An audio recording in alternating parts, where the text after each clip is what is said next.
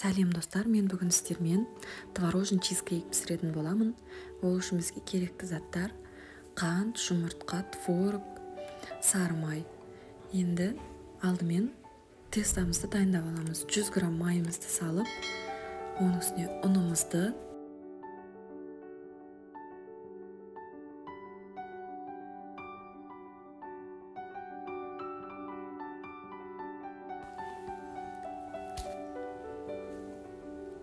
елу грамм қант және 1 шай қасық разрыхитель салып, жақсылап араластырып аламыз.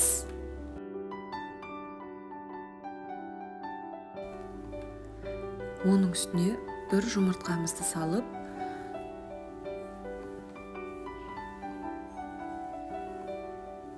ұнымызды салып, жақсылап қамыр илеп аламыз.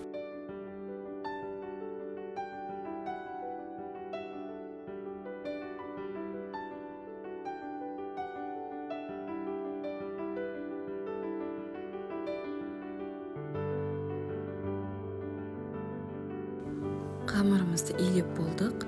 Енді бетіне құятын начинкамызды дайындаймыз. Ол үшін творог және сметана, жұмыртқаны, қантымызды салып, барлығын жақсылап араластырып аламыз.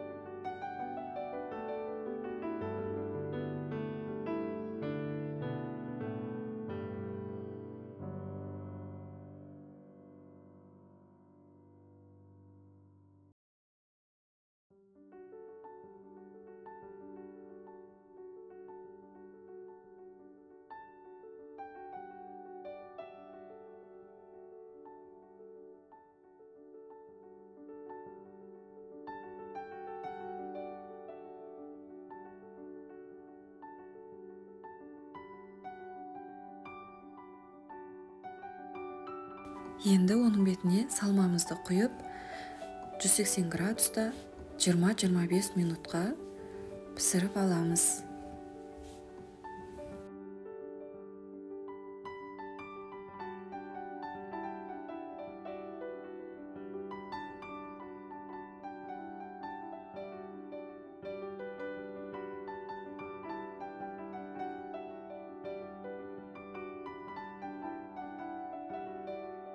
Осымен творожный чизкейгіміз дайын.